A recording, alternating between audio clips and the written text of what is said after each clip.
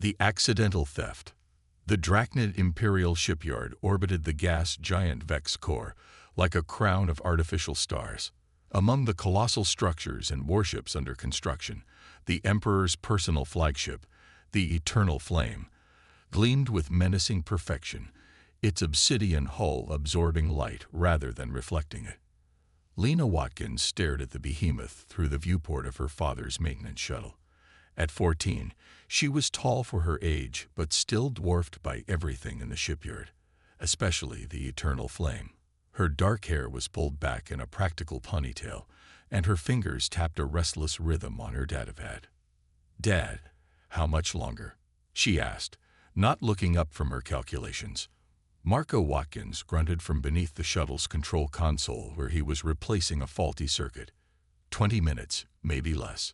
Then we meet with Overseer Cragg, and I'll be stuck in meetings for hours. He slid out, wiping grease from his hands onto his already stained coveralls. "Which means you'll stay in the shuttle. No wandering." Lena rolled her eyes. "This is the 8th station we've visited this month. I know the drill." The 8th station, yes.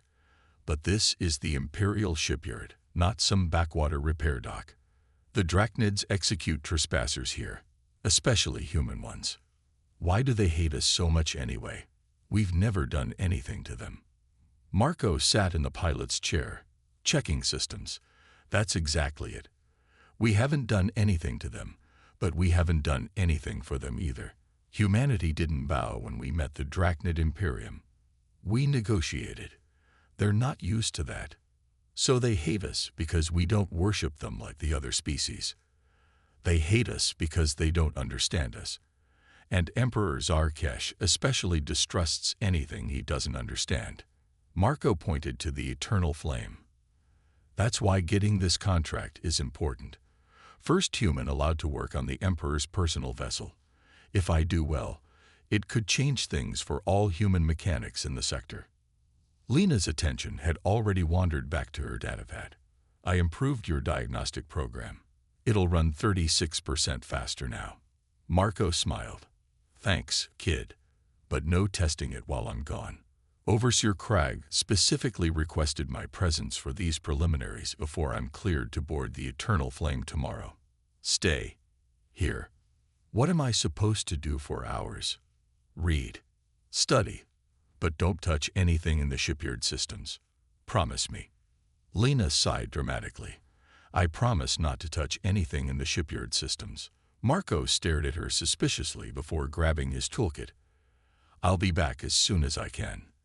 20 minutes after Marco left, Lena was already bored beyond endurance.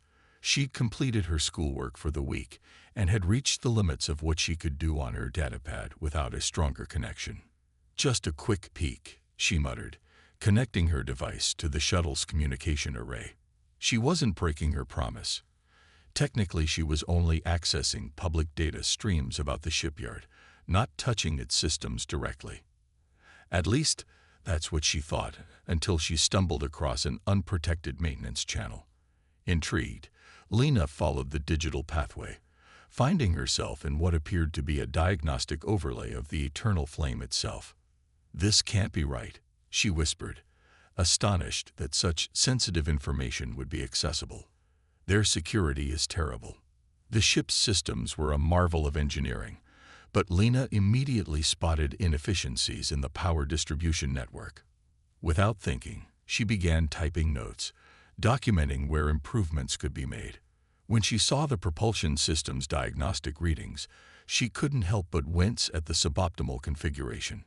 "Dad could fix this in an hour," she muttered, running a simulation of how the engines would perform with her suggested adjustments. She didn't notice when her simulation parameters leaked into the actual ship's computers. The Eternal Flame's engines hummed to life. Lena froze as alarms blared from her datapad. Red warning symbols flashed across her screen. "No, no, no." She frantically tried to reverse the commands, but the ship's automated systems had interpreted her simulation as authorized instructions from command level. The massive warship was powering up, its docking clamps disengaging one by one. In the shipyard control center, chaos erupted. Drachnid officers shouted orders as the Emperor's flagship began to move without authorization. "Lock it down," roared Overseer Crag, his scaled face contorted with panic. "Override the systems." "We can't, sir," responded a terrified technician. "The ship is rejecting all external commands."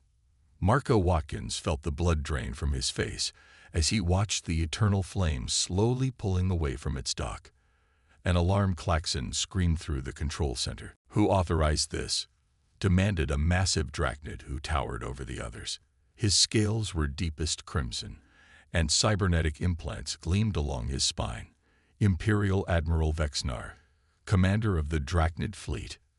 "No one, sir," Crag replied, voice trembling. The systems activated independently. Marco's stomach twisted into a knot. He knew, somehow, he knew that Lena was involved. Breaking protocol, he rushed to a terminal and accessed the communication logs. There it was, an unauthorized connection from his shuttle to the flagship's maintenance systems. "Oh, Lena," he whispered, "what have you done?" On the shuttle, Lena was in full panic mode. The eternal flame had cleared its berth and was accelerating toward open space. Worse, she realized her datapad was still connected to its systems, leaving a clear trail right back to her. A message flashed across her screen. "Incoming transmission from Imperial Cavalry."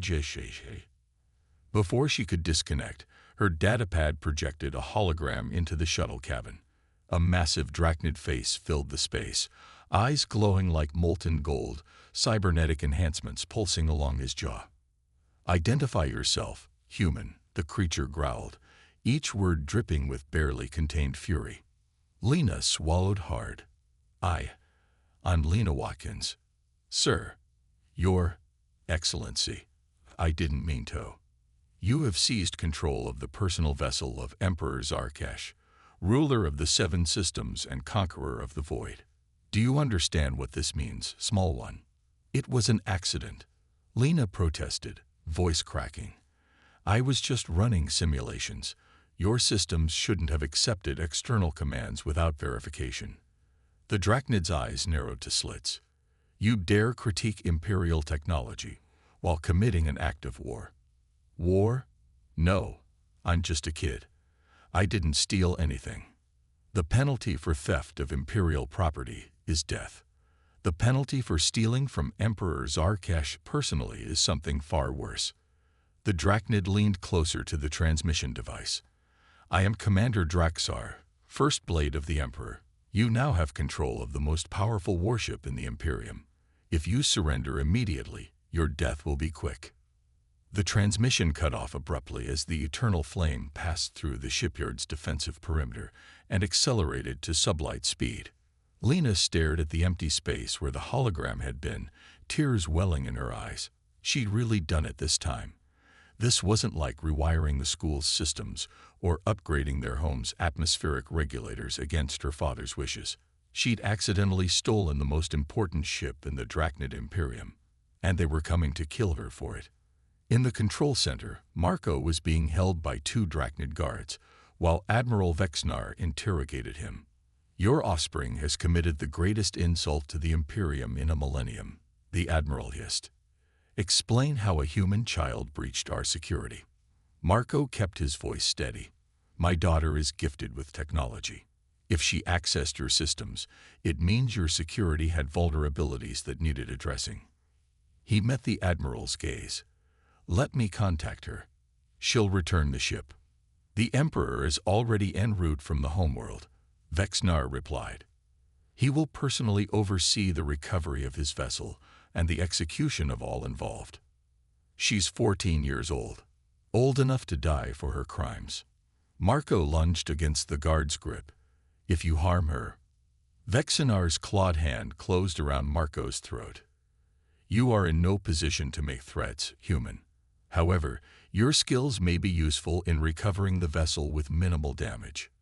The Admiral released him. "You will assist us in reclaiming the eternal flame, or you will watch your offspring's execution before facing your own."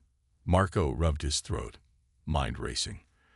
"I'll need access to a fast ship and my tools." You will have a squadron of Imperial hunters and whatever resources they deem necessary, Vexnar countered.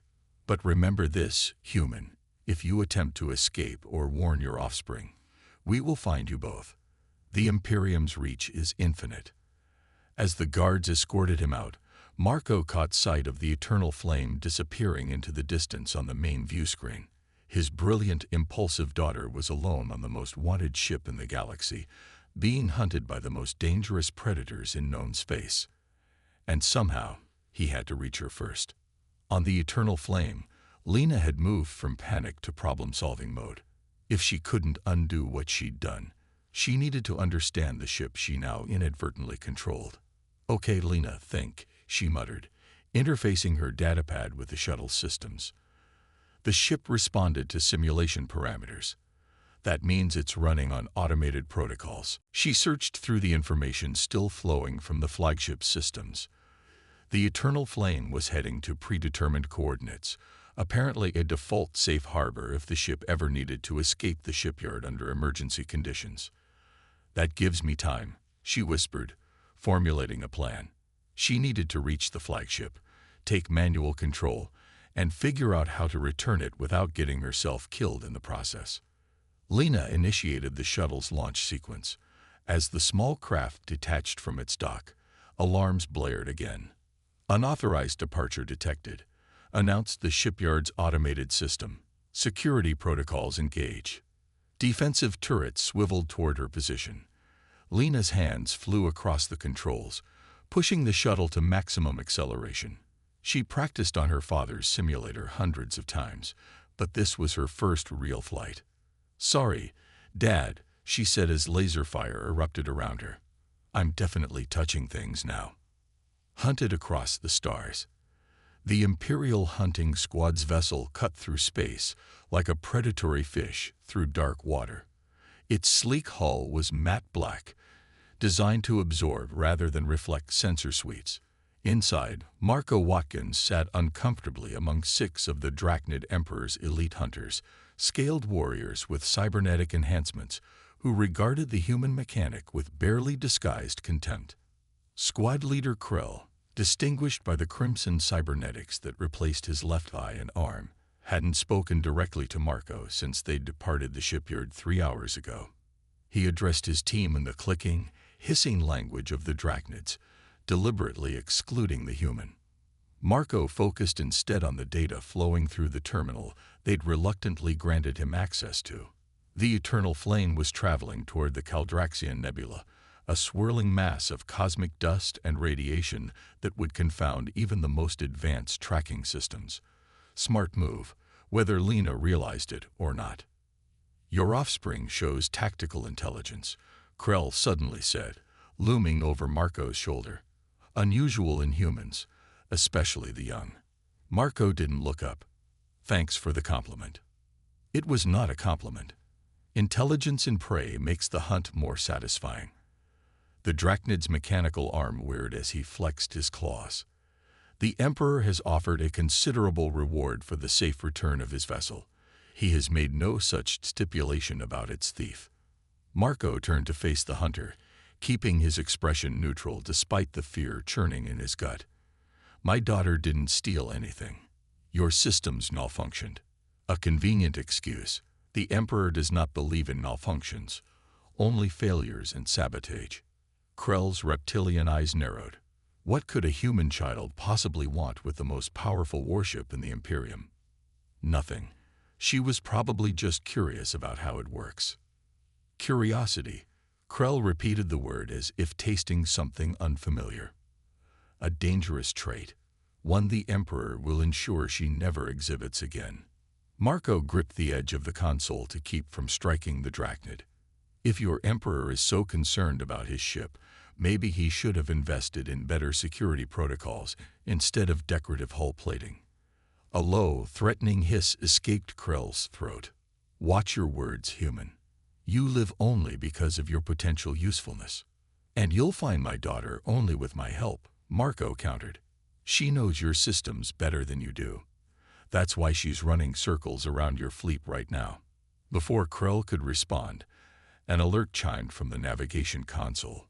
Another hunter called out, "We've detected the shuttle, Commander, moving at high velocity toward the nebula's outer boundary." Krell moved away, barking orders. "Intercept course. Prepare disabling measures." Marco turned back to his screen, heart pounding.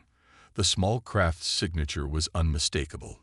His maintenance shuttle, piloted by his teenage daughter, was somehow managing to stay ahead of Imperial pursuit vessels. Pride and terror battled within him. "I'm coming, kiddo," he whispered. "Just hang on." Lena Watkins had never flown through an actual asteroid field before, but the principles were the same as the simulator programs she'd mastered years ago. The shuttle dipped and weaved between chunks of rock and ice, each maneuver bringing her closer to the massive warship she'd accidentally commandeered. The eternal flame loomed ahead. Having reached the coordinates its automated systems had set, now drifting at minimal power, the flagship was partially concealed within the nebula's swirling gases. "Almost there," Lena muttered, her fingers dancing across the controls as she dodged another asteroid. Her shuttle's proximity alarms suddenly screamed a warning. 3 Imperial fast attack craft had appeared behind her, their weapons systems hot. "Surrender the shuttle and prepare for boarding," came a harsh Drachnid voice over the comm system. Lena cut the communication channel and pushed the shuttle's engines beyond safety parameters. The pursuing craft opened fire, plasma bolts sizzling past her viewport. Come on," she urged her small vessel as the distance to the eternal flame shortened. The warship filled her view screen now, its docking bay tantalizing close. A plasma bolt struck her shuttle's port engine. The vessel shuddered violently, warning lights flashing across every console. No. Lena fought the controls as the shuttle spiraled toward the flagship. With the last functioning maneuvering thrusters, she aimed for the open docking bay and cut power to prevent an explosion on impact. The shuttle skidded across the deck of the Eternal Flame's cavernous main hangar, throwing sparks in a brilliant shower before crashing into a rack of maintenance drones. Lena's harness dug into her shoulders as the vessel finally came to a shuddering halt. For a moment, she sat still, checking herself for injuries. Nothing seemed broken, though bruises were already forming where the harness had restrained her. The shuttle was another story. Its engines were fried, hull breached in multiple locations. There would be no escaping in this craft. "Plan B it is," she said to the empty cockpit, gathering her datapad and emergency kit. She needed to reach the flagship's bridge and figure out how to return the vessel without getting executed in the process. As Lena emerged from the damaged shuttle, the sheer scale of the Eternal Flame's hangar bay took her breath away. Designed to accommodate hundreds of fighters and transport vessels, the space stretched farther than she could see, filled with military craft of various designs. Every surface gleamed with the obsidian and crimson color scheme favored by the Emperor. The pursuing craft would be docking soon. Lena activated her datapad, interfacing with the ship's systems. Security protocols, she muttered, searching for a way to seal the hangar or redirect the hunters. To her shock, her datapad integrated with the warship's systems without resistance. Their security really is terrible. With a few commands, she sealed all hangar entrances and rerouted life support to human optimal settings. The environmental systems, designed for the higher temperature and different atmospheric composition preferred by drachnids, began adjusting to conditions that would be uncomfortable for her pursuers. That should slow them down, she said, heading for a maintenance shaft that would give her access to the ship's central sections. According to the schematics displayed on her datapad, the bridge was 76 levels above her current position. "Guess I'm getting my exercise today." Meanwhile, Commander Draxar, who had spoken to Lena earlier via transmission, was coordinating the Empire's response from his command vessel. "The human female has boarded the Eternal Flame," he informed Emperor Zarkesh, whose imposing holographic image dominated the bridge. "She has manipulated the environmental systems to hinder our boarding parties." The Emperor's golden eyes narrowed to slits, cybernetic implants pulsing with barely contained fury. Standing 9 feet tall even in holographic form, Zarkesh was the most feared ruler in the sector, his scales the deep crimson that marked the imperial bloodline. A human child makes a mockery of imperial security, he growled, voice rumbling like distant thunder. Find her. Bring her to me alive. I wish to personally extract every secret of how she accomplished this insult. Yes, Emperor, we have her father in custody. He is accompanying Krell's hunting squad as a technical advisor. The mechanic. Zarkesh's massive head tilted slightly. I reviewed his credentials before approving his contract. His reputation is impressive for a human. He claims his offspring acted without his knowledge. Of course he does. The Emperor's claws flexed, scraping against something off-screen. Use him to reclaim my vessel, then bring both humans to me. I wish to understand how these mammals continue to resist imperial dominance when physically inferior species like the Vordans and Tellarites submitted generations ago. It shall be done, Emperor. Draxar bowed his head as the transmission ended. In the nebula, Krell's hunting squad had reached the Eternal Flame and was attempting to board, only to find all standard entrances sealed. Cut through the auxiliary hatch, Krell ordered. Team 2, access the emergency airlocks on level 40. Marco watched the hunters prepare their plasma cutters. That will take hours, he pointed out. The Eternal Flame's hull is designed to withstand military-grade weapons. Then what do you suggest, human? Krell snarled. Let me talk to her. I can convince her to open the hangar. And warn her of our approach. I think not. Marco crossed his arms. You have me surrounded by lethal warriors with orders to kill me if I try anything. What exactly do you think I'm going to do? Krell stared at him for a long moment before nodding sharply. You may attempt communication, but know this, if you speak in code or attempt to mislead us, I will personally ensure your death is neither quick nor painless. Marco was escorted to the communication station. As he established a connection to the Eternal Flame's internal systems, he prayed Lena would answer. Inside the flagship, Lena had made it 30 levels up when her datapad chimed with an incoming communication request. She froze in the narrow maintenance corridor, recognizing the signature immediately. Dad, she whispered, connecting the call. Marco's face appeared on her screen, his expression a mixture of relief and worry. Lena, are you hurt? I'm okay. The shuttle's trashed, though. She bit her lip. Dad, I'm sorry. I didn't mean to. I know, kiddo. But we need to fix this fast. The Emperor himself is coming, and he's not known for his forgiveness. Lena's eyes widened. The Emperor? As in, the ruler of half the known galaxy Emperor. The very same. Listen carefully. I'm with a hunting squad led by Commander Krell. They want you to open the hangar bay so they can board. So they can capture me and take me to be executed, you mean? Marco's expression tightened. I won't let that happen. But right now, we need to play along.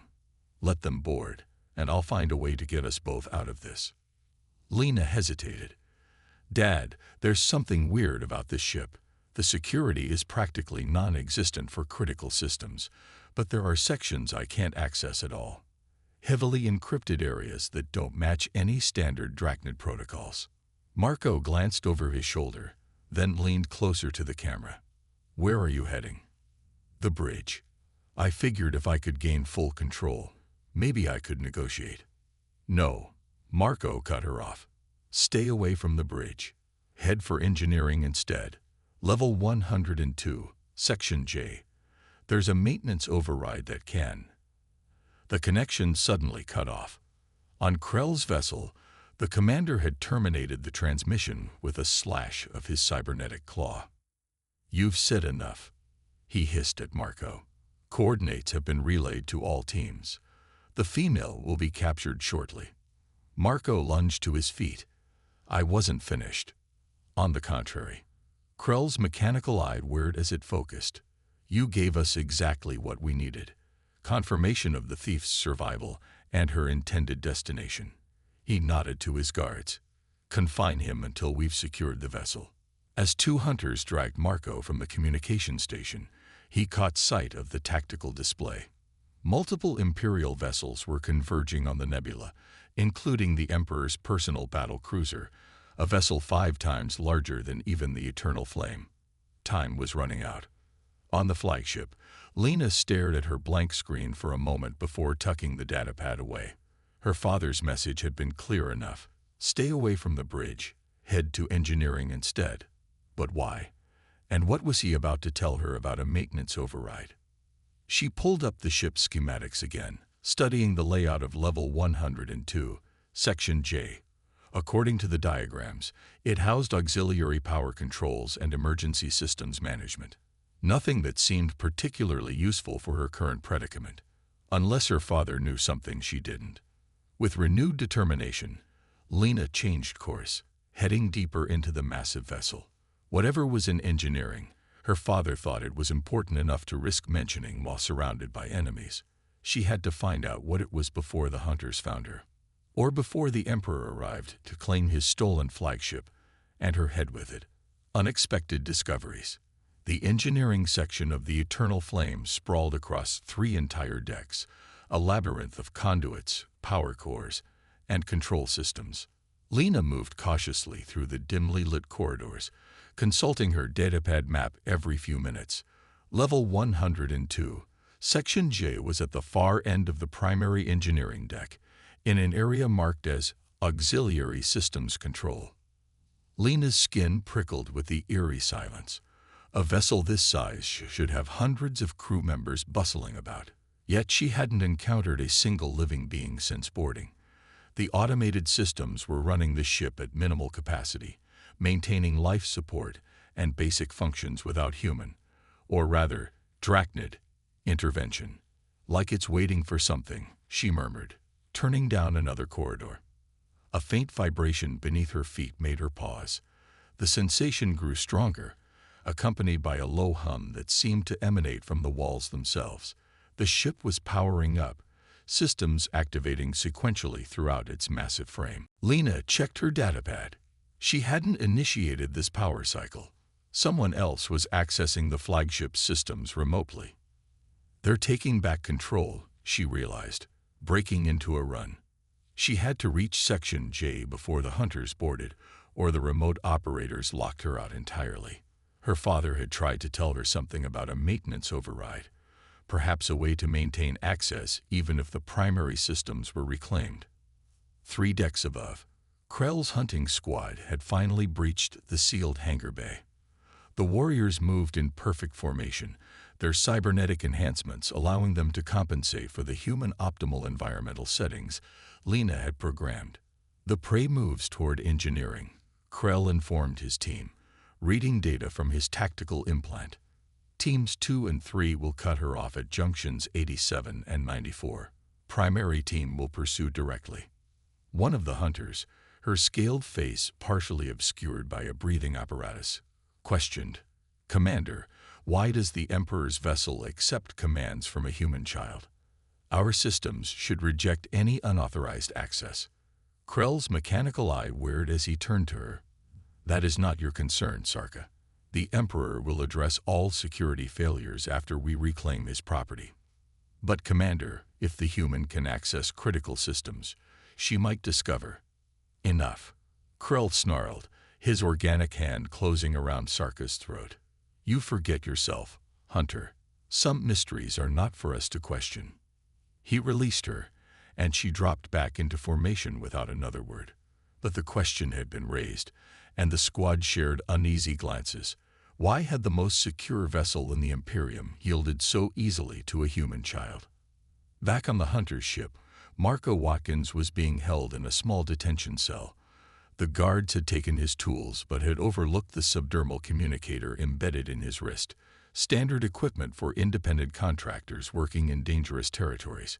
Its range was limited, but if he got close enough to Lena, he might be able to warn her. The door slid open, and Admiral Vexnar himself ducked through the opening, his massive frame barely fitting in the confined space. "Mechanic," he acknowledged coldly. Marco stood, keeping his expression neutral. "Admiral, your offspring continues to elude our hunters. She's good at hiding, Always has been. The Admiral studied him with ancient, calculating eyes. What did you attempt to tell her before Commander Krell terminated your transmission? I was directing her to a section where she could safely surrender. A lie, Vexnar stated without emotion. You directed her to Engineering Level 102, Section J, the location of the quantum fold drive control nexus. Marco kept his face impassive, though his heart rate accelerated. I don't know what that is. I was pointing her to maintenance access where the environmental controls could be reset. Another lie. The Admiral moved closer, towering over the human. How could you know about systems you haven't yet been contracted to service? Marco met his gaze. I studied the available schematics before accepting the job. Any good mechanic would. Vexinar's scale blips pulled back in what might have been a smile on a human face, but on the Drachnid appeared as a threatening display of serrated teeth. The quantum fold drive does not appear on any schematic accessible to contractors. Its existence is known only to the highest echelons of Imperial Command. Marco realized his mistake too late. The Admiral continued. Yet you directed your offspring there with specific coordinates. This suggests prior knowledge of classified Imperial technology. His clawed hand shot out, gripping Marco's throat, which raises an interesting question. Are you a spy, human? No, Marco gasped, struggling against the iron grip. I'm just a mechanic. Then explain your knowledge of the quantum fold drive. Marco knew he was trapped. Tell the truth and confirm the Admiral's suspicions. Lie again and be caught immediately. So he chose a third option, partial truth. I heard rumors, he choked out. Other mechanics who worked on Imperial vessels. Stories about experimental technology being tested on the Emperor's flagship.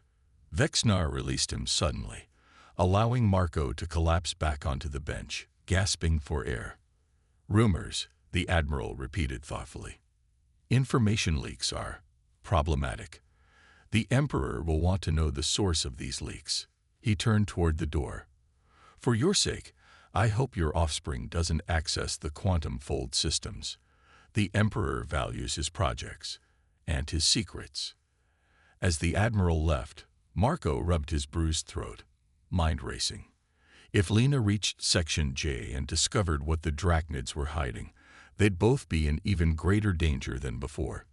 He had to reach her first. In the engineering section, Lena had finally arrived at her destination. Section J was sealed behind a massive security door, its control panel glowing with crimson warning symbols in the Drachnid language. Restricted access, she translated, connecting her datapad to the panel. Let's see about that. To her surprise, the door's security protocols were far more sophisticated than anything else she'd encountered on the ship.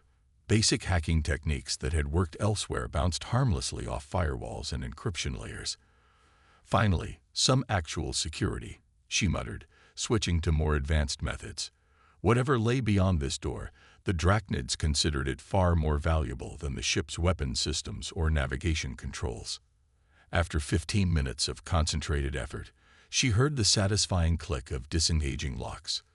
The massive door slid open with a pneumatic hiss, revealing the cavernous chamber dominated by technology unlike anything she'd seen before. At the center stood a crystalline structure housing what appeared to be a miniature star, a swirling mass of energy that pulsed with blinding intensity. Around it, complex machinery hummed and whirred, maintaining the containment field that kept the energy stable. Lena approached cautiously, her datapad scanning and analyzing the unknown technology. Results flooded her screen, each more alarming than the last. This isn't a standard propulsion system, she whispered, eyes widening as she understood what she was seeing. It's some kind of space-folding technology. According to her scans, the device was capable of creating artificial wormholes, not just for faster-than-light travel, but for instantaneous transportation across vast distances. Such technology was theoretical in human scientific communities, considered centuries beyond current capabilities. But the Drachnids had built it, and they'd installed it on the Emperor's flagship. Lena accessed the system logs, searching for test data or intended use parameters. What she found made her blood run cold. Coordinates, hundreds of them, mapping human colonies, outposts, and military installations across multiple sectors. Next to each set of coordinates was a deployment schedule and tactical assessment. This wasn't an experimental drive system. It was a weapon of mass conquest. With this technology, the Drachnid Imperium could transport entire battle fleets directly into human-controlled space without warning, bypassing defensive perimeters and early warning systems. They were planning an invasion. "I have to warn someone," Lena said, downloading the data to her pad. The implications were staggering, not just for humanity, but for every independent species in the sector. If the Drachnids could strike anywhere instantaneously, no world would be safe. A noise behind her made her spin around. Standing in the doorway was a Drachnid hunter, cybernetic eye gleaming in the pulsing light of the contained energy star. "Curious little mammal," Krell said, advancing slowly into the chamber. "You've wandered into matters far beyond your understanding." Lena backed away, clutching her datapad. "I understand enough. You're planning to attack human worlds." "Not planning. Preparing. The invasion fleet has been assembled for months." Krell's organic eye narrowed as he studied her. "The Emperor grows tired of human resistance. Your species refuses to acknowledge its proper place in the hierarchy." Lena continued backing away, eyes darting between Krell and the door. "We're not part of your hierarchy. We never agreed to be." Precisely the problem. The hunter took another step forward. "All species must submit or be eliminated. It is the natural order." "There's nothing natural about conquest," Lena countered, her mind racing to find an escape route. The chamber had only one entrance, now blocked by the imposing Drachnid hunter. Krell's mandibles clicked in what might have been amusement. "Says the offspring of a species that conquered its own world before reaching the stars. Your history is written in the blood of your own kind. At least we Drachnids are consistent in our dominance." Lena's back hit the control console for the quantum fold drive. "So what happens now?" "You take me to the Emperor, and he launches his invasion anyway." "That is the likely outcome, yes." Krell raised his cybernetic arm, which began reconfiguring into some kind of restraint device. "Though your interference may have accelerated the timeline, the Emperor does not appreciate his secrets being discovered." In that moment, Lena made a decision. If she couldn't escape, she could at least ensure the data did. She quickly tapped a command sequence into her datapad, initiating an emergency transmission protocol her father had installed years ago. Krell lunged forward, his enhanced speed closing the distance between them in an instant. His mechanical hand clamped around her wrist, crushing her datapad. "A futile gesture," he hissed, lifting her off her feet. "Whatever message you attempted to send, our systems will intercept it." "Maybe," Lena gasped, wincing at the pain in her wrist. "But I also did something else." The lights in the chamber suddenly flickered, and the crystalline structure housing the quantum energy core began to pulse erratically. Krell's head whipped toward the containment field, his organic eye widening in alarm. "What have you done?" "Destabilize the containment protocols," Lena explained, grimacing as she dangled from his grip. "Don't worry, it won't explode. But it will need a complete system reset before it can be used again." The hunter's face contorted with rage. He slammed Lena against the wall, holding her there with his mechanical arm pressed against her throat. "You've just assured your execution, human," he snarled. "The Emperor might have shown mercy before. Now he will make an example of you." "Commander." Another hunter appeared in the doorway. "Imperial flagship approaching. The Emperor himself has arrived." Krell's attention momentarily shifted, and Lena seized the opportunity. She kicked hard at a junction box on his cybernetic leg, a vulnerable point she'd noticed in the Drachnid hunting armor. The connection sparked, and the limb temporarily locked up, causing Krell to loosen his grip. Lena dropped to the floor and darted between the hunters, racing back into the corridor. Behind her, she heard Krell roaring orders to his squad. The hunt was intensifying, but now she had a critical advantage. The hunters couldn't kill her. Not after she'd sabotaged the quantum fold drive. The Emperor would want her alive to reverse what she'd done. And that gave her time to find her father. Marco Watkins had managed to disable the locking mechanism on his cell using a hidden multi-tool concealed in his boot heel. As alarms blared throughout the hunter's vessel, announcing the Emperor's arrival, Marco slipped through the corridors, avoiding the few guards who remained on board. Most of the hunting squad had deployed to the Eternal Flame, leaving the vessel understaffed. Marco made his way to the command center, accessing a terminal to locate Lena's position on the flagship. Her tracking signal was faint, likely her datapad had been damaged. But he could still detect her movement through the engineering decks. She was alive and on the move, which meant she hadn't been captured yet. Marco opened a secure channel to the Eternal Flame's communication system. Lena, if you can hear this, head for Escape Pod Bay 17C. It's on your current level, 3 junctions east. He knew there was little chance she'd receive the message, but he had to try. A deep, rumbling voice behind him froze Marco in place. The mechanic demonstrates impressive escape skills. Marco turned slowly to find Admiral Vexnar filling the doorway, flanked by 2 Imperial guards. The Admiral's expression was unreadable, his ancient reptilian eyes fixed on Marco with predatory intensity. Your offspring has compromised the quantum fold drive, Vexnar stated. The Emperor is displeased. Good for her, Marco replied, calculating his chances of reaching the airlock before the guards could stop him. Maybe now he'll rethink his invasion plans. The invasion is inevitable. Your species' defiance cannot be tolerated indefinitely. The Admiral made a gesture, and the guards lowered their weapons slightly. However, the situation has become complicated. The Emperor requires someone capable of repairing the fold drive quickly. Marco crossed his arms. And you think I'll help with that? Why would I assist in an invasion of my own people? Because the alternative is watching your offspring dismembered for the Emperor's entertainment before suffering the same fate yourself, Vexnar replied matter-of-factly. Whereas cooperation might ensure both your survivals. Might. The Emperor's moods are variable, but your skills are valuable, and if you can repair what your offspring has damaged, he may consider clemency. Marco knew this was likely a lie, but it offered something precious. Time and access to the Eternal Flame. If he could reach Lena, they might find a way out together. I'll need my full toolkit and unrestricted access to all engineering systems, he countered. You will have what you require to complete the repairs, nothing more, Vexnar stated. And you will be under constant guard. Then I'd better get started, Marco said, stepping toward the door. The quantum fold drive is delicate technology. The longer it remains destabilized, the more difficult it will be to repair.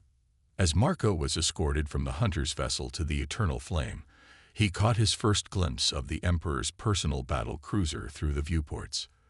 The massive vessel dwarfed even the flagship, its hull bristling with weapons and adorned with the skull trophies of conquered species. Somewhere on the Eternal Flame, his daughter was running for her life. And now, the most dangerous predator in the known galaxy had arrived to hunt them both. The confrontation. Emperor Zarkesh's royal shuttle docked with the Eternal Flame amid a display of military pageantry that seemed absurd given the circumstances. Honor guards lined the corridors, standing at rigid attention, as if this were a planned inspection rather than an emergency response to theft. The Emperor himself was a towering presence, standing nearly 10 feet tall on powerful hind legs. His scales gleamed with the deep crimson that marked the imperial bloodline, and cybernetic enhancements pulsed along his spine and skull. Unlike the functional implants of his warriors, the Emperor's cybernetics were ornate, gilded with precious metals, and studded with rare crystals, symbols of status rather than purely practical. Admiral Vexnar knelt before his ruler, head bowed in submission. Emperor, we have secured the vessel. The human mechanic has been brought aboard to repair the quantum fold drive. And the thief, Zarkesh's voice rumbled like distant thunder, the translator implant in his throat giving his words an artificial resonance. Still evading capture, Emperor. Commander Krell's hunters pursue her through the lower decks. The Emperor's golden eyes narrowed to slits. A single human child eludes my elite hunters on my own flagship. His tail lashed against the deck, leaving a dent in the metal plating. Bring me Krell. Now. As the Admiral hurried to obey, the Emperor turned his attention to the console displaying the ship's status. Show me the damage to the fold drive.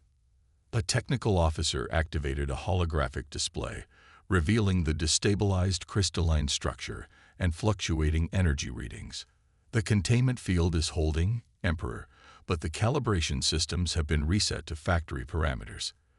Without proper realignment, any attempt to activate the drive would result in a spatial fold collapse. And what would that mean, precisely? The Emperor inquired, his tone deceptively calm. The officer swallowed nervously. A tear in the fabric of space-time, Emperor, potentially expanding outward from the point of origin at light speed, destroying everything in its path. Zarkesh completed the thought. Clever little mammal. She's ensured we need her alive. He tapped a clawed finger against the console. I want the human mechanic brought to the fold drive chamber immediately. Let us see if the father can undo his offspring's sabotage. In the lower engineering decks, Lena had managed to evade the hunting parties by utilizing her knowledge of the ship's maintenance shafts and ventilation systems. Small enough to navigate passages designed for repair drones, she could move between sections while avoiding the main corridors where hunters patrolled. Her wrist throbbed where Krell had crushed her datapad, and without it, she was navigating from memory. The ship's layout was complex, but she'd studied the schematics extensively before her connection was broken. Lena paused at a junction to catch her breath. She needed a plan beyond simply running. The quantum fold drive data was gone with her destroyed pad, but she still remembered the coordinates for the planned invasion. If she could reach a communication array, she might be able to warn the human colonies. A sudden vibration through the walls caught her attention. The ship's engines were powering up to full capacity. They were preparing to move. Time's running out, she muttered, slipping into another maintenance tunnel. After several minutes of crawling through claustrophobic passages, she emerged into what appeared to be a secondary communication center. The room was deserted. Likely all personnel had been reassigned to hunt for her or prepare for the Emperor's arrival. Lena quickly accessed the nearest console, attempting to establish an external connection. To her frustration, all outgoing communications had been locked down. She could access internal systems, but nothing that would reach beyond the ship. A notification on the console caught her eye. A new prisoner transfer to the quantum fold drive chamber. The image made her heart skip. Her father, being escorted by Imperial guards. "Dad," she whispered, fingers flying across the interface. She accessed the internal security feeds, watching as Marco was led into the chamber she'd fled earlier. The quantum fold drive still pulsed erratically, its containment field holding but unstable. Standing beside it, dwarfing everyone else in the room, was a massive drachnid adorned with ornate cybernetics and crimson scales. Even without prior knowledge, Lena would have recognized the Emperor by the way others cowered in his presence. She activated the audio feed just as Zarkesh addressed her father. "Human mechanic." The Emperor's voice filled the small communication room. "Your offspring has compromised my most valuable asset. You will repair it." Marco stood straight, showing none of the fear Lena knew he must be feeling. "I'll need to examine the damage first." "Proceed. But understand this.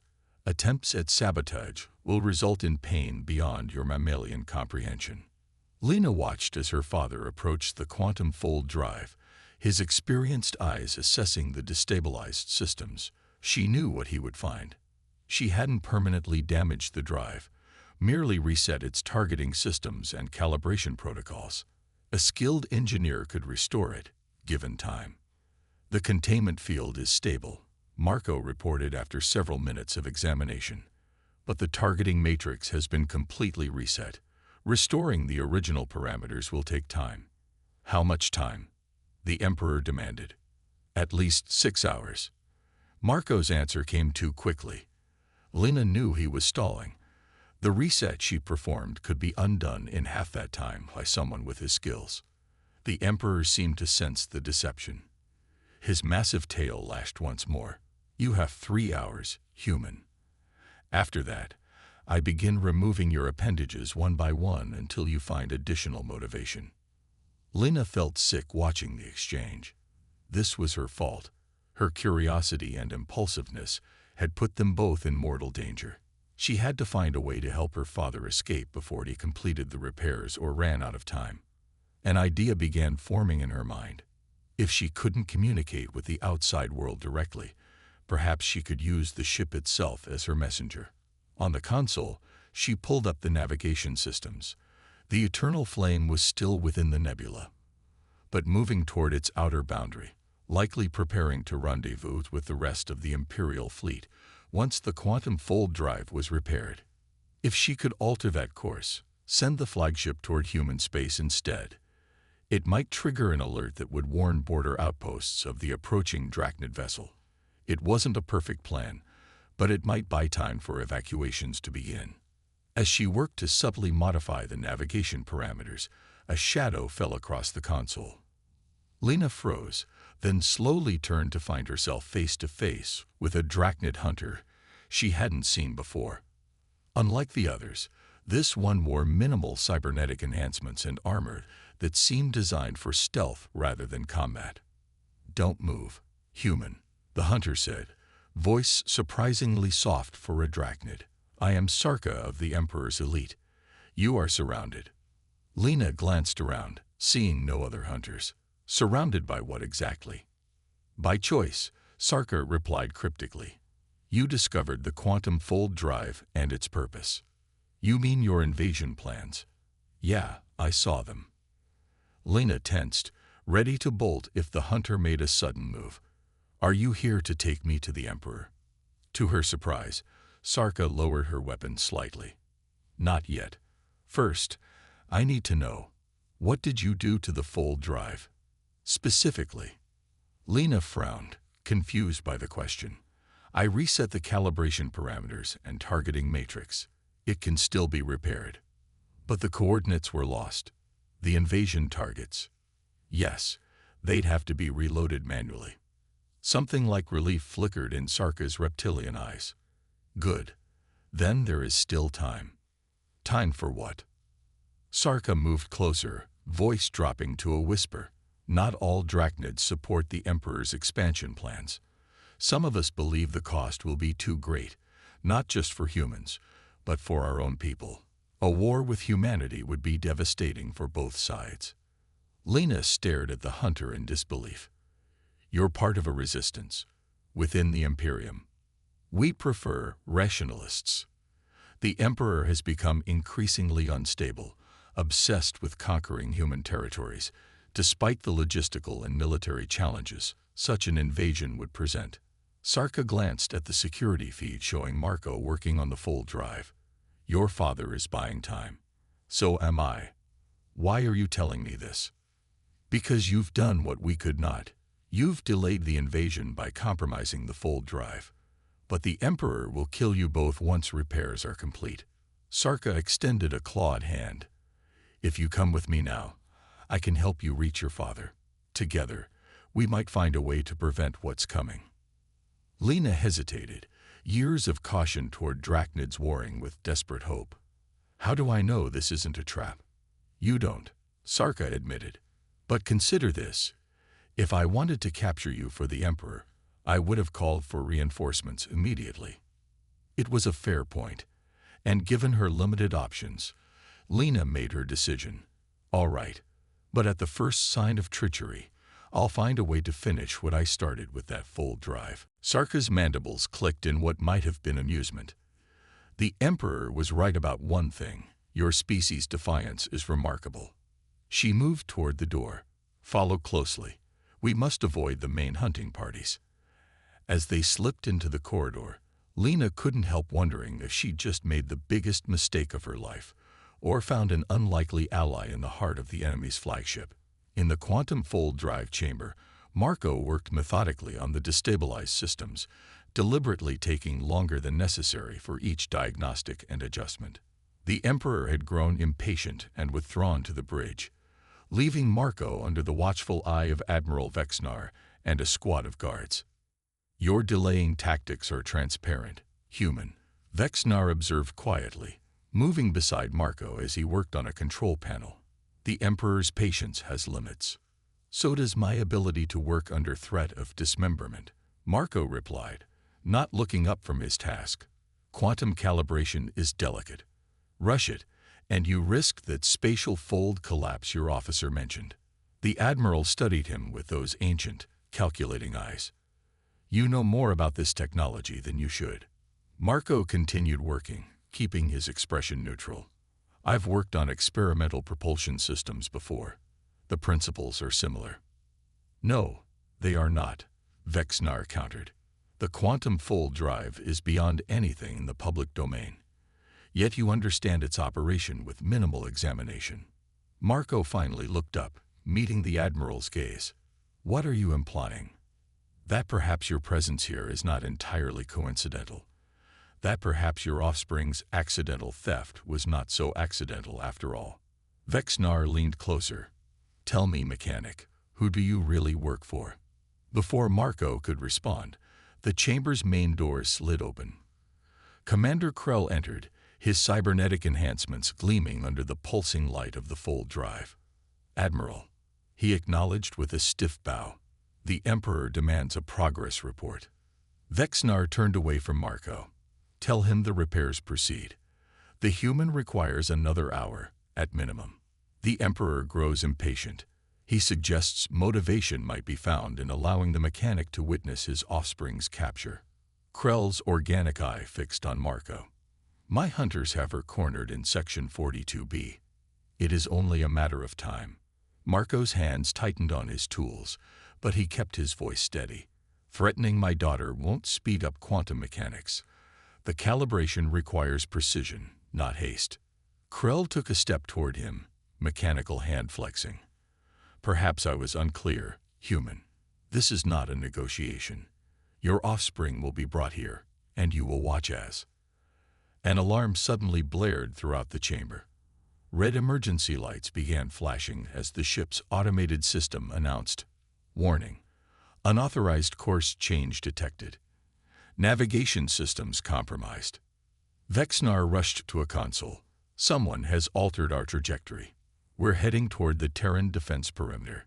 Krell snarled, "The human female. She's accessed navigation control." "Impossible," Vexnar countered. "All command functions are locked down. This change originated from the bridge."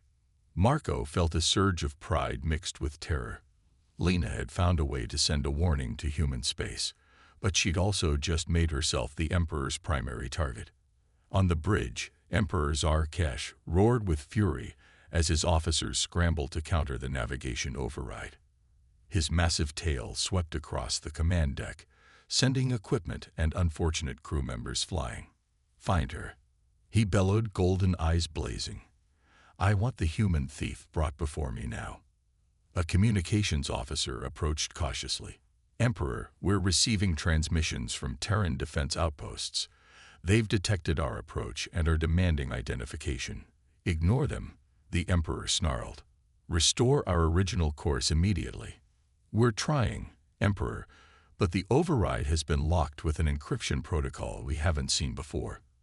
Zarkesh's claws dug into the armrests of his command throne, shredding the metal. "Bring me the mechanic. He will unlock it or watch his offspring die slowly."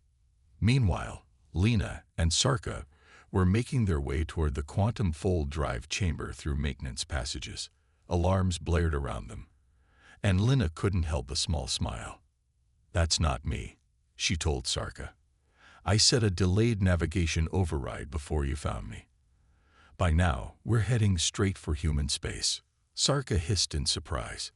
"Clever, but dangerous. The Emperor will be enraged.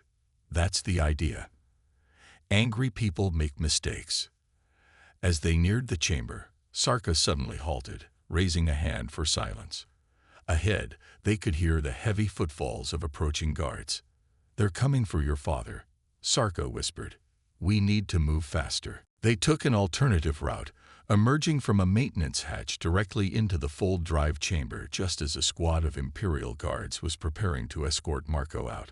Chaos erupted instantly. Sarka fired her weapon at the ceiling, triggering the emergency containment protocols. Blast doors slammed down, sealing the chamber and separating the guards from their prisoner. "Dad!" Lena shouted, running toward her father. Marco caught her in a crushing embrace. "Lena, are you hurt? How did you?" He broke off, noticing Sarka standing alert by the door. "Who's this?" "Long story," Lena said quickly, "but she's helping us. For now." Marco looked skeptical, but nodded. "We don't have much time. They'll override the containment lockdown soon."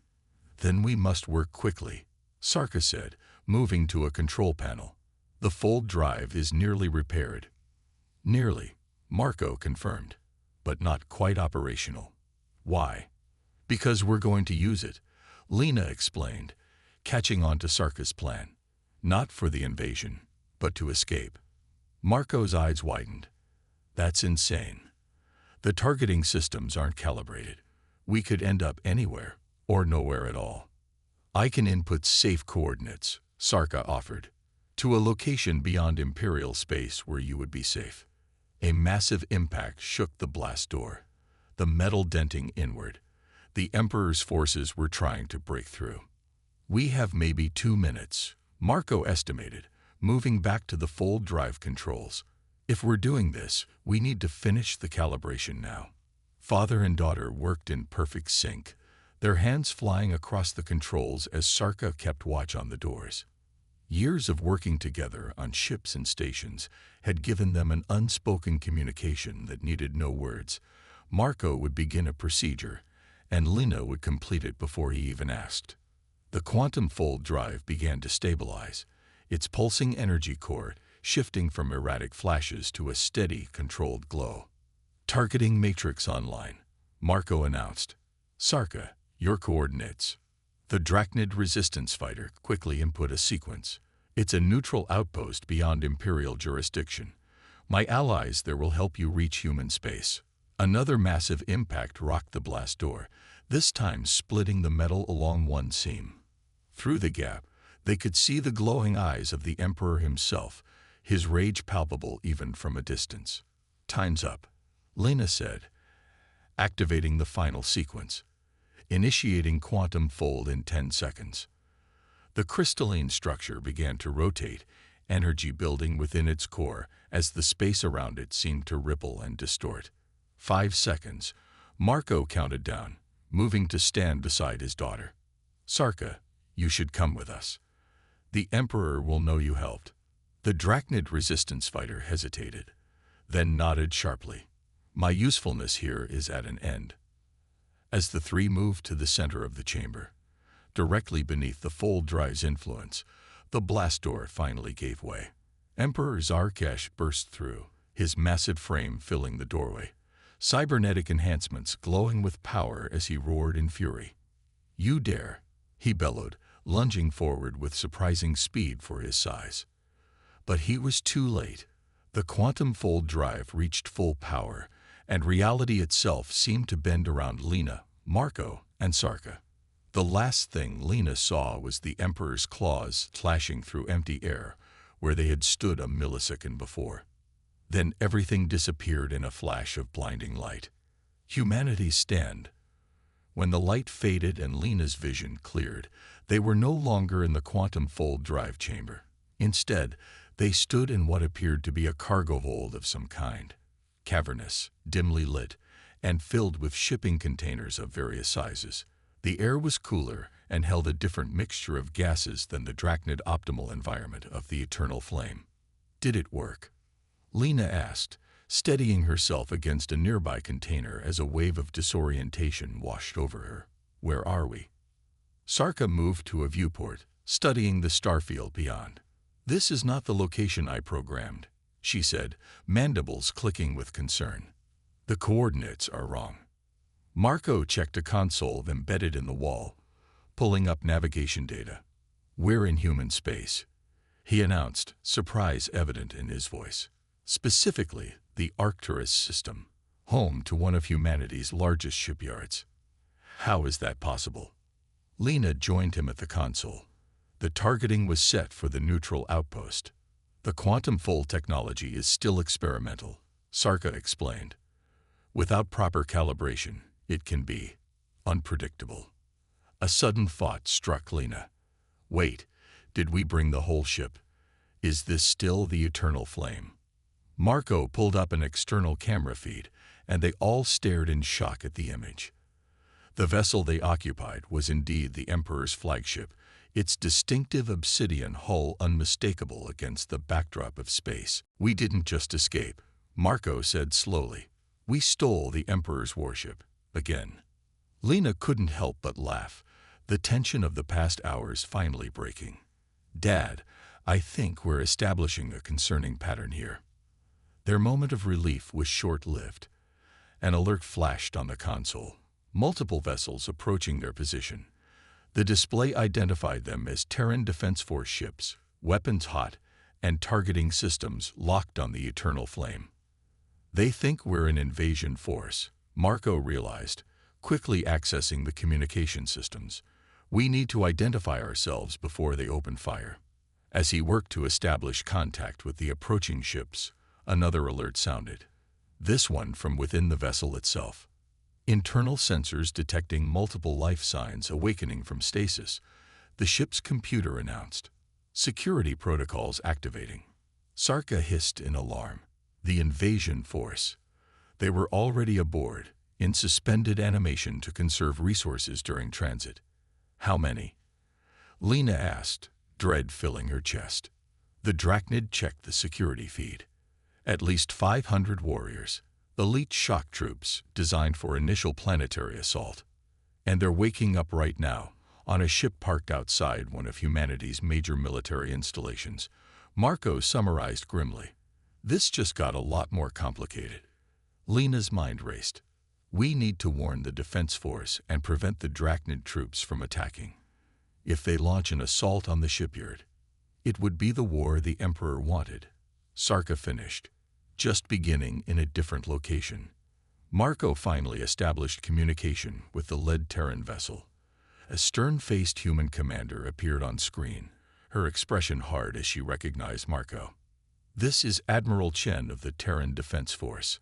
Identify yourselves and explain why a Drachnid Imperial warship has violated Terran space. Admiral, this is Marco Watkins, independent contractor. My daughter and I have commandeered this vessel to warn you of an imminent Drachnid invasion. He gestured to Sarka. We have a Drachnid ally who can confirm this. Admiral Chen's eyes narrowed.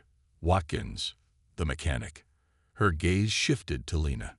Is that your daughter? The one who's been all over Drachnid communication channels as a wanted criminal. Lena stepped forward. That's me. I accidentally stole the Emperor's ship, discovered their invasion plans, and now we've brought you evidence. Also, there are about 500 Drachnid shock troops waking up on board right now, so we could really use some help.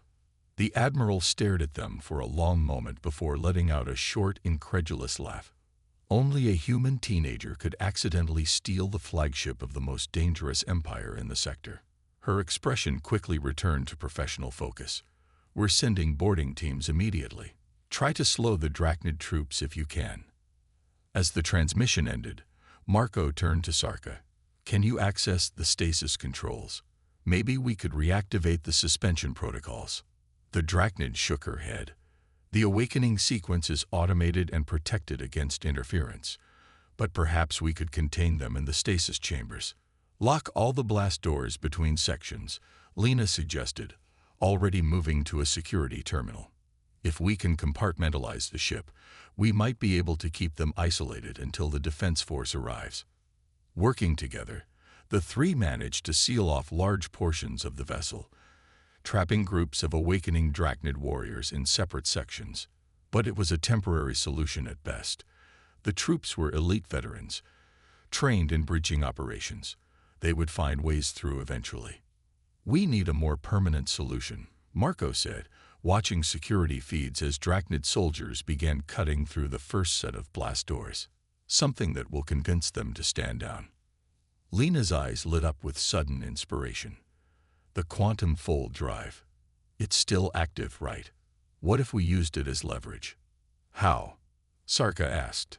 "We threaten to activate it and send the entire ship somewhere else. Somewhere very unpleasant." Lena turned to her father. "Can we reconfigure the targeting system quickly? Make it look like we're setting coordinates for, I don't know, the center of a sun?"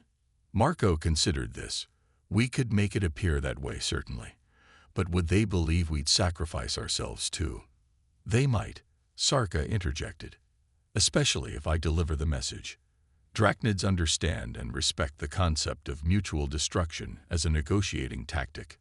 A new alert chimed on the console. Terran Defense Force boarding shuttles were approaching the eternal flame. They had minutes at most before the situation escalated to direct confrontation between human soldiers and Drachnid shock troops. "All right," Marco agreed. "Let's do it. Sarka, you'll broadcast to all Drachnid forces on board. Lina and I will make it look like we're programming the full drive to jump into Arcturus itself."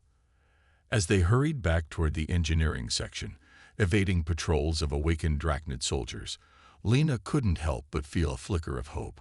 For all the danger they still faced, they had succeeded in their most important goal, warning humanity about the invasion. The quantum fold drive chamber on this section of the ship was smaller than the main one they'd escaped from, but contained similar control interfaces. Marco quickly accessed the targeting systems, while Lena prepared the broadcast. "We're ready," she told Sarka after a few minutes of frantic work. "The display will show a countdown to activation with coordinates set for Arcturus." Sarka stepped before the communication panel, drawing herself up to her full height. When she spoke, her voice carried the formal cadence of Drachnid military address. "Attention, warriors of the Imperium. This is Sarka of the Emperor's elite. The invasion plan has failed. We are currently surrounded by the Terran Defense Fleet in human space. The quantum fold drive has been set to transport this vessel into the heart of Arcturus in exactly 5 minutes, unless all Imperial forces surrender immediately."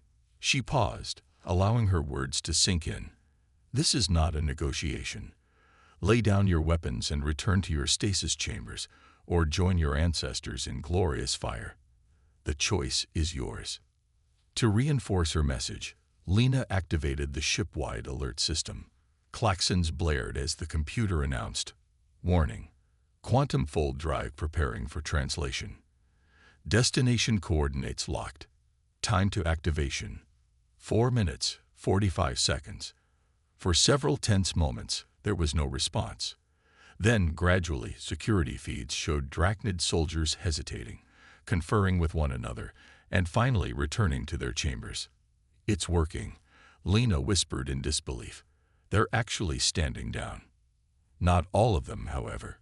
A group led by a heavily cybernetically enhanced officer continued cutting through toward engineering, evidently determined to stop the supposed suicide jump. "We've got company coming," Marco warned, checking the security feed. "And the Defense Force boarding teams have reached the upper levels. We're about to have humans and Drachnids converging on our position from different directions." "Can we seal ourselves in?" Lena asked. "Not effectively. The blast doors in this section were among the first the shock troops breach." Sarka moved to the entrance, drawing her weapon. "I will delay my people. You two must ensure the human boarding teams understand the situation before they open fire." Before either could protest, the Drachnid resistance fighter slipped into the corridor, taking up a defensive position at a junction where she could intercept the approaching warriors. Marco turned to his daughter. "Lena, I need you to access the ship's primary communication array.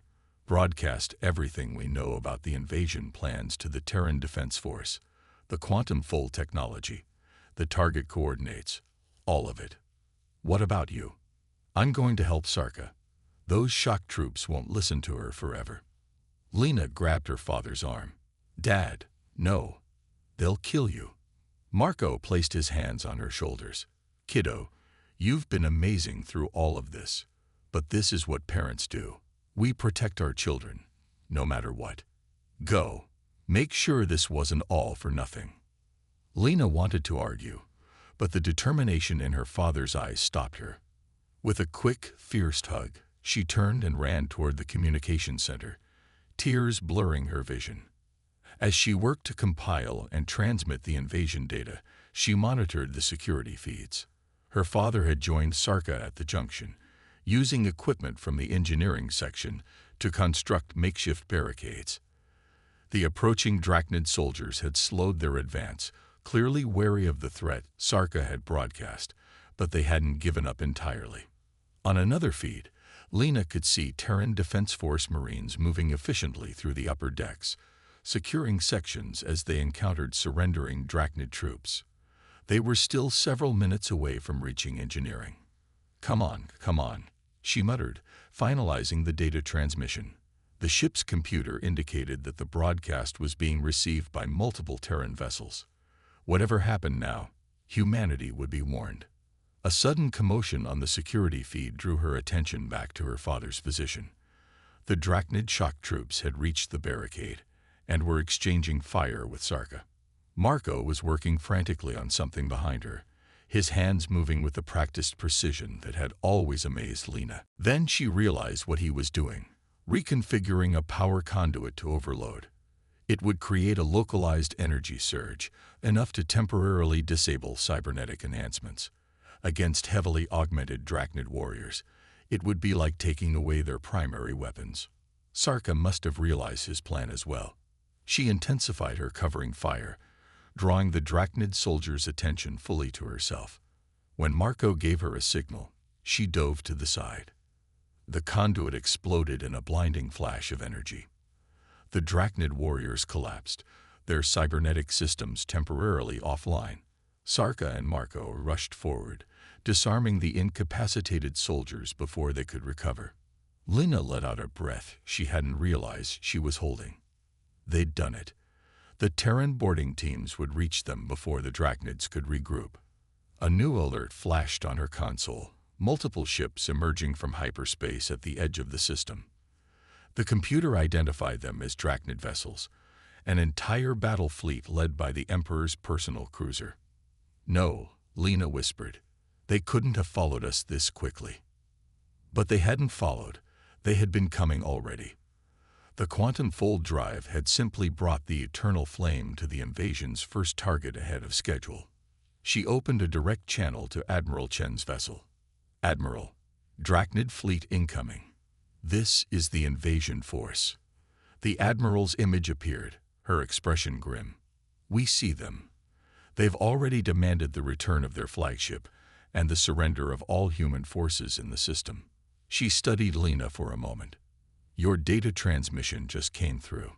If this quantum fold technology exists as you've described, it changes everything. It's real, Lena confirmed, and they'll use it to hit every human world simultaneously unless we stop them. Understood. The Admiral's tone was resolute. We're dispatching fast couriers to all human colonies with your warning. The Defense Force has been mobilized system-wide. She hesitated. But I should tell you, the Emperor has specifically demanded the surrender of you, your father, and the Drachnid traitor. He's threatened to destroy the entire shipyard if we don't comply. Lena felt cold dread spreading through her chest, but forced her voice to remain steady. What are you going to do? My job is to protect human lives and installations, Admiral Chen replied carefully. But I don't respond well to threats, especially from oversized lizards with delusions of godhood. Despite everything, Lena found herself smiling at the Admiral's defiance. So what's the plan? Hold your position. We're bringing you 3 aboard my flagship. The Emperor wants to make an example of you. I say we let him try. By the time the Terran Marines reached engineering, the situation had changed dramatically. The Drachnid fleet maintained position at the edge of the system, while the Emperor's personal cruiser advanced alone toward the Eternal Flame and the surrounding Terran vessels. Marco and Sarka had joined Lena in the communication center, watching as the drama unfolded on the main view screen. A Marine lieutenant approached them. "We have orders to escort you to Admiral Chen's flagship immediately," he informed them. Shuttles standing by in the auxiliary hangar. As they were led through the corridors of the Emperor's stolen vessel, Lena noticed the Terran forces treating them with a mixture of awe and respect. Word had clearly spread about how a teenager and her mechanic father had stolen the enemy's flagship and uncovered an invasion plan. "I think we're famous," she whispered to her father. Marco grimaced. "Just what I always wanted. Now the other mechanics will never let me hear the end of it." The shuttle journey to the Terran flagship was brief. Upon arrival, they were escorted directly to the bridge, where Admiral Chen waited. The command center was a hive of activity, officers monitoring the Drachnid fleet's every move while defense systems remained at full readiness. The mechanics' family and their unexpected ally. Chen greeted them, stepping away from her command station.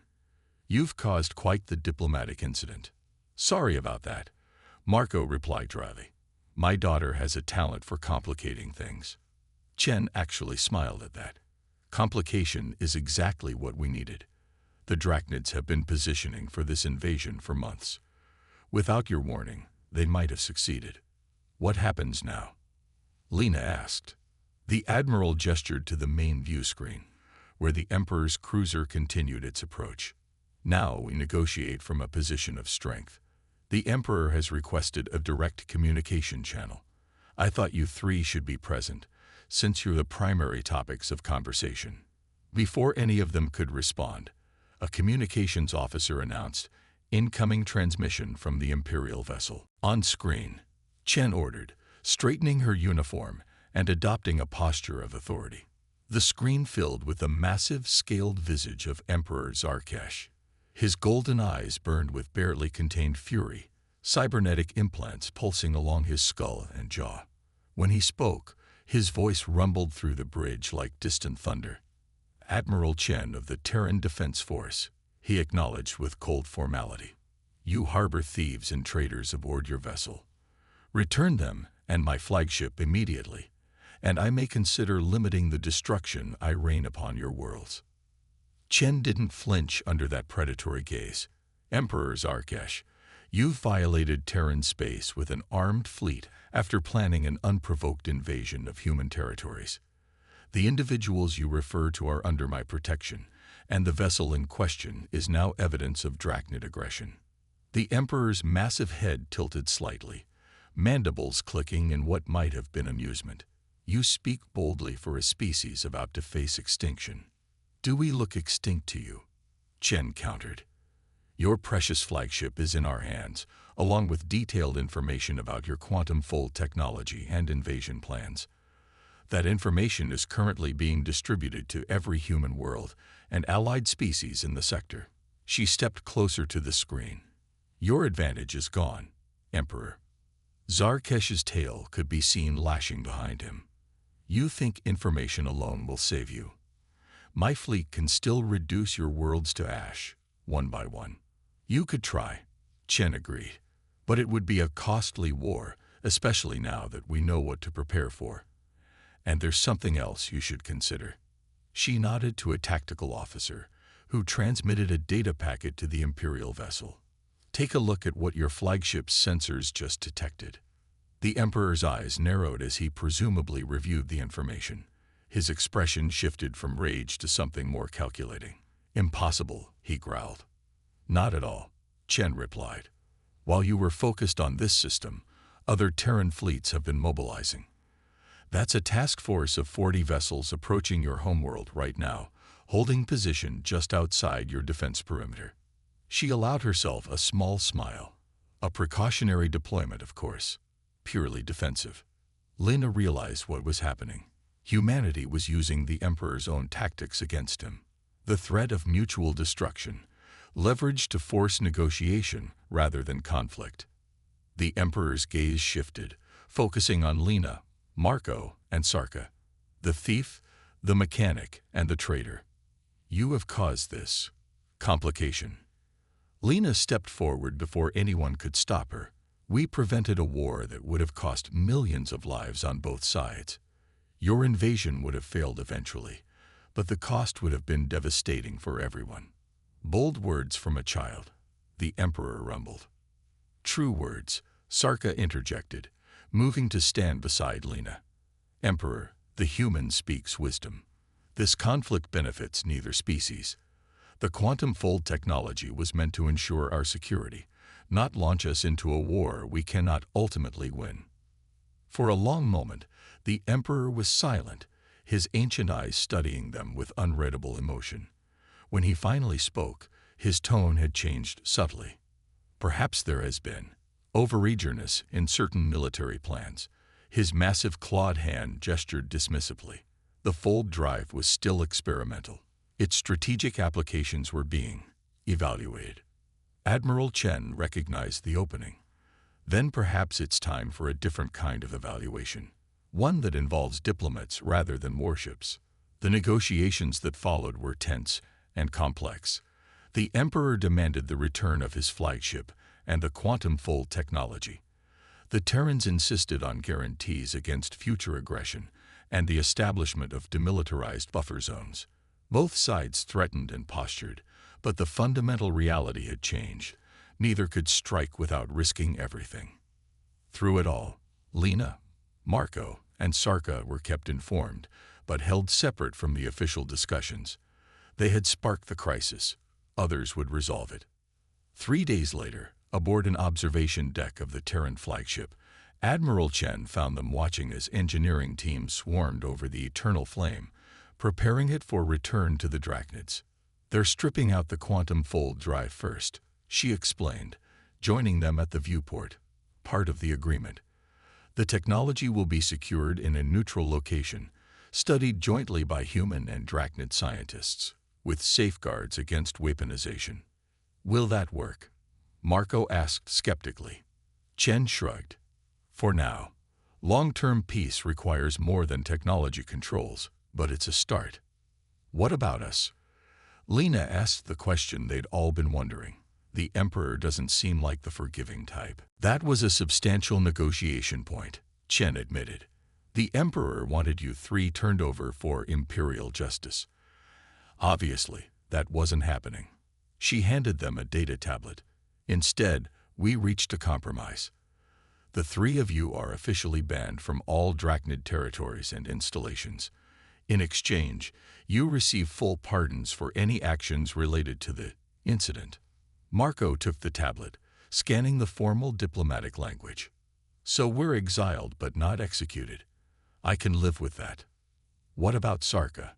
Lena asked. She can't return to her people. The Drachnid resistance fighters' mandibles clicked softly. There are others like me, those who saw the folly in the Emperor's obsession with conquering humanity. We will find our way. Admiral Chen cleared her throat. Actually, there's more. The Terran Defense Force has reviewed your actions during this crisis and made a formal assessment. She straightened, suddenly official. Marco Watkins, your technical expertise and courage under pressure have been noted by Fleet Command. You're being offered a position as head of special projects at the Arcturus shipyard, with security clearance to work on our most advanced propulsion systems. Marco's eyes widened in surprise. That's unexpected.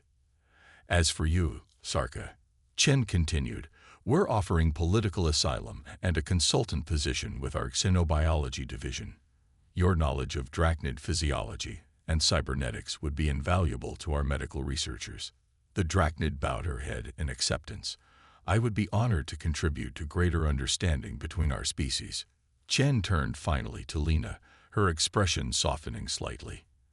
And you, young lady, have presented us with a unique challenge. You're 14, technically too young for military service or civilian contracts. So I just go back to school like nothing happened?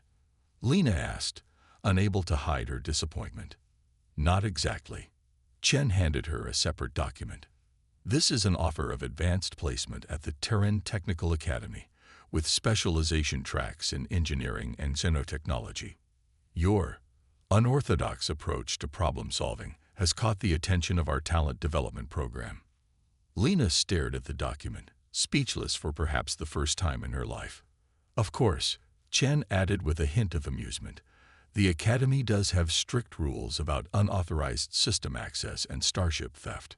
Try to stay within regulations this time. As the Admiral left them to consider their options, Lena leaned against her father's shoulder, watching the distant stars through the viewport. "Dad," she said quietly, "I'm sorry for touching the ships." Marco laughed, wrapping an arm around her shoulders. "No, you're not." "Well, I'm sorry for the trouble it caused," she amended. "But not for what we discovered. Not for stopping the invasion." "I know, kiddo." He looked out at the eternal flame, now surrounded by Terran engineering vessels. "You know, for all the danger and diplomatic incidents, I think you may have just changed the course of human history." Sarka clicked her mandibles in agreement. "Both are histories. The Emperor will be more cautious now. The fear he held of humanity's potential has been justified by your actions." "Is that a good thing?" Lena wondered. "Fear can lead to respect," the Drachnid observed, "and respect is the foundation of peace." As they stood together, human father, human daughter, and Drachnid defector, the first joint human-Drachnid technical team shuttled between the vessels, beginning the careful process of removing the quantum fold drive. It would be studied, understood, and eventually controlled through cooperation rather than conquest. Somewhere in the vast expanse beyond the shipyard, Emperor Zarkesh prepared to return to his homeworld with his fleet intact, but his plans in ruins. He had underestimated humans, their ingenuity, their adaptability, and most dangerously, their willingness to stand against overwhelming odds. It was a mistake he would not make again.